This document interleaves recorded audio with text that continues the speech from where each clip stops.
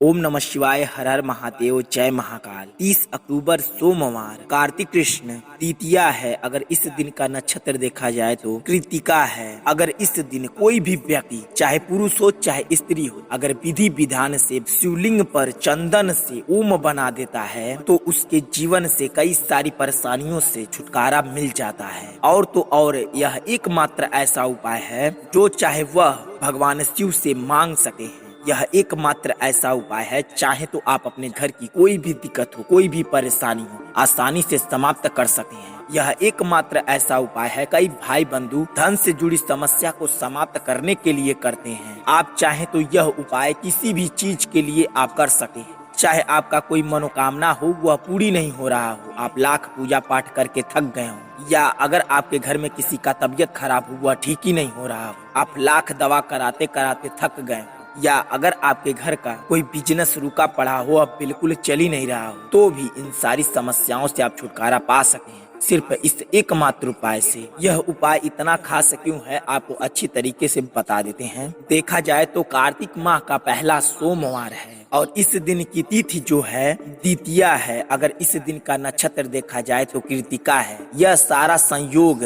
इस उपाय को करने के लिए बहुत ही विशेष बना देता है। तो आपको यह उपाय कहाँ करना है, कैसे करना है और इसके लिए आपको क्या क्या सामग्री लगेगी, सब बताएंगे इस वीडियो में। तो इस वीडियो को बेहद ध्यान से देखें और पूरा देखें। बताने से पहले आपको बता दें, अगर आप भोलेनाथ के सच्चे भक्त हों तो इस वीडियो को जरूर लाइक करें और चैनल को सब्सक्राइब करके बेल आइकन दबा लें। आपको इस उपाय के लिए सबसे पहले अपने घर का थोड़ा सा साफ सुथरा चावल ले लेना है। इस बात का बेहद ध्यान रखें, यह चावल का दाना आपके घर का ही होना चाहिए। आपको गिनती नहीं करनी है चावल का, थोड़ा सा आपको चावल ले लेना है और आपको कम से कम 3 बेलपत्री ले लेना है। अब आपको थोड़ा सा अपने घर से तिल का दाना ले लेना है। वो भी कौन सा तिल लेना है? काला तिल लेना है। हाँ, कई भाई बंधु कहते हैं कि तिल हमारे यहाँ नहीं होता, हम तो दुकान से खरीद के लाते हैं। ठीक है, आप दुकान से खरीद के लाते हैं, आपको वह तिल का दाना अपने घर पर ला के रख देना है और उसके बाद आप अपने घर में जहाँ कहीं भी पूजा पाठ करते हो उस तिल के दाने को अच्छी तरीके से रख देना है, जैसे पसार देना है। उसके बाद बिटोर के उसे किसी अच्छे से बर्तन में रख लेना है। अब आपको वह तिल का दाना ले लेना है। हाँ, अगर आपके घर का तिल का दाना हो तो और अच्छी बात है। और आपको थोड़ा सा चंदन ले लेना है। इन सारी सामग्रियों के साथ साथ आपको 1 लोटा जल ले लेना है। इस बात का बेहद ध्यान रखें, जो लोटे का जल लें वो अपने घर से ही भरना है। ये नहीं कि रास्ते में कहीं से भर लें, नहीं, आपको लोटे का जल अपने घर से ही भरना है। और आपको उस लोटे के जल में, अगर आपके घर में गंगा जल हो तो उस लोटे के जल में थोड़ा सा गंगा जल भी डाल लेना है। अब आपको ये जितनी सारी सामग्री बताए हैं हम आपको, वह लेकर चले जाना है आपको शिव मंदिर पर। हाँ, इस बात का बेहद ध्यान रखें कि उसी शिव मंदिर पर जाएं जिस शिव मंदिर का प्राण प्रतिष्ठा हो चुका हो। हाँ, कई सारे भाई बंधु कमेंट बॉक्स में पूछते हैं कि यह प्राण प्रतिष्ठा क्या होता है, तो हम आपको संक्षिप्त में बता देते हैं प्राण प्रतिष्ठा क्या होता है। प्राण प्रतिष्ठा, जब किसी भी मंदिर की स्थापना की जाती है तो सबसे पहले उस मंदिर में प्राण प्रतिष्ठा ही किया जाता है, उसके बाद ही पूजा पाठ किया जाता है। यानी प्राण प्रतिष्ठा होने के बाद ही उस मंदिर में पूजा पाठ किया जा सकता है। जैसे ही आप शिव मंदिर पर जाएं, सबसे पहले शिव मंदिर का मेन चौखट पर अपना सिर छुआकर भगवान शिव का नमन कर लें। उसके बाद ही चौखट पर चढ़ें। मंदिर पर जाने के पहले जैसे ही आप मंदिर में चले जाएं, सबसे पहले आपको घंटी को 3 बार बजाकर हर हर महादेव का एक बार नारा जरूर लगा लें। अब आपको शिवलिंग के सामने बिल्कुल जाके बैठ जाना है। इस बात का बेहद ध्यान रखें, जब आप शिवलिंग के सामने बैठे हो तो आपका मुख उत्तर और पूरब के बीचों बीच होना चाहिए। हाँ, अगर उस मंदिर में आपको उत्तर पूरब बैठने की जगह ना हो तो आप पूरब की दिशा की ओर करके मुंह बैठ सकते हैं। हमारा मानना यह है कि मंदिर को ध्यान में रख के ही बनाया जाता है कि उत्तर पूरब की दिशा की ओर भक्त आके बैठकर पूजा पाठ कर लें। तो आपके मंदिर पर भी यह सुविधा प्रदान की जाती है कि आप जब कभी भी पूजा पाठ कोई भी भक्त करने आए तो वह उत्तर पूरब की ओर मुंह करके बैठकर पूजा पाठ कर सके। जब आप वहां शिवलिंग के सामने बैठ जाएं तो आपको सबसे पहले 3 बेलपत्री अपने सामने रख लेना है। उसे चंदन से ऊपर वाले भाग पर थोड़ा थोड़ा टीक देना है। इस बात का बेहद ध्यान रखें, जब आप पत्ती पर टीक रहे हो तो आपको ओम नमः शिवाय का जाप करते हुए बेलपत्री पर टीकना है। अब आपको उसी समय उसी चंदन से शिवलिंग पर ओम बनाना है। इस बात का बेहद ध्यान रखें, जब आप शिवलिंग पर ओम बना रहे हो तो एक बार अंगुली पर जब चंदन लगा लें तो पूरा ओम बना दें। ये नहीं कि आधा ओम बनाए फिर चंदन लगाए अंगुली पर फिर ओम बनाए, नहीं, आपको एक बार अंगुली पर चंदन लगाना है और पूरा ओम बना देना है। ठीक उसी समय आपको ओम नमः शिवाय का जाप करते हुए जितना चंदन,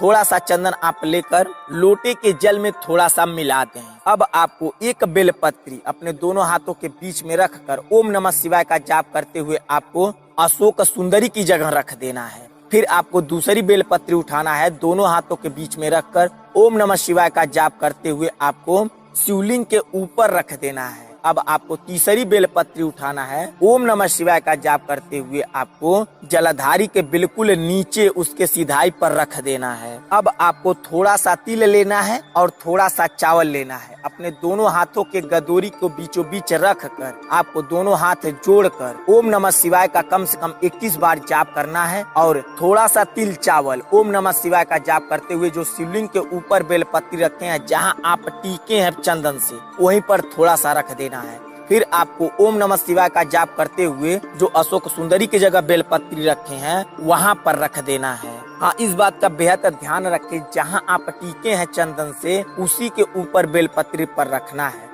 फिर आपको ओम नमः शिवाय का जाप करते हुए तिल और चावल जो जलधारी के बिल्कुल सिधाई पर जो बेलपत्री रखे हैं उसके ऊपर रख देना है। अब आपको लोटे का जल लेना है, शिवलिंग पर धीरे धीरे ढालना है। इस बात का बेहद ध्यान रखें, जब आप लोटे का जल शिवलिंग पर ढाल रहे हो तो आपको श्री शिवाय नमस्तुभ्यम का जाप करना है। और कब तक जाप करना है? जब तक लोटे का जल पूरा गिर ना जाए। और इस तरीके से आपको लोटे का जल गिराना है, कम से कम आप 11 बार श्री शिवाय नमस्तुभ्यम का मंत्र जाप कर सकें। जब आप 11वां बार श्री शिवाय नमस्तुभ्यम बोल रहे हो तो आपको लोटे का जल पूरा गिरा देना है और उसी समय आपको जो जलधारी के बिल्कुल सिधाई पर जो बेलपत्ती रखे हैं उसकी सिधाई पर लोटा रख कर थोड़ा सा जल जो कुछ भी बचा हो शिवलिंग के साथ जो गिर रहा हो 1-2 बूंद लोटे में जरूर रोक लेना है। अब आपको वह लोटे का जल और जो जलधारी के बिल्कुल सिधाई पर जो बेलपत्री और चावल तिल रखे हैं उसे आसानी से उठा लें ताकि गिरे ना। जो चावल तिल बेलपत्री पर हो वह गिरे ना, चाहे 1 हो चाहे 2 हो। उस बेलपत्री वाला चावल और तिल आपको बेलपत्री के सहित उठा लेना है। अब आपको लोटे का जल और बेलपत्री, तिल और चावल लेकर चले आना है अपने घर पर। सबसे पहले आपको लोटे के जल में थोड़ा सा और जल मिलाकर अपने पूरे घर में ओम नमः शिवाय का जाप करते हुए छिड़काव कर देना है। अब आपको जो चावल तिल लेकर आए हैं उसे किसी भी साफ सुथरे कपड़े में बांधकर अपने मेन गेट पर उसे बांध देना है। और जो बेलपत्री बचा है उसे आप अपने घर में कुछ ऐसी जगह रखें जहां पर कोई आता जाता ना हो और वहां पर किसी का गंदा हाथ पैर ना पहुंचता हो। ऐसी साफ सुथरी जगह उस बेलपत्री को रख दें। इतना करने से आपका यह उपाय पूर्ण होगा और आपकी जो इच्छा है, जो मनोकामना है वह शीघ्र ही पूर्ण होगा और अवश्य ही पूर्ण होगा। अगर आपको यह उपाय समझ में आ गया हो तो कमेंट बॉक्स में श्री शिवाय नमस्तुभ्यम जरूर लिखें। अगर नहीं समझ में आया हो तो कमेंट बॉक्स में पूछ सकते हैं, हम आपको वहाँ भी बताने और समझाने की पूरी कोशिश करेंगे। चलिए मिलते हैं आपसे अगली वीडियो में, तब तक के लिए श्री शिवाय नमस्तुभ्यम। हर हर महादेव।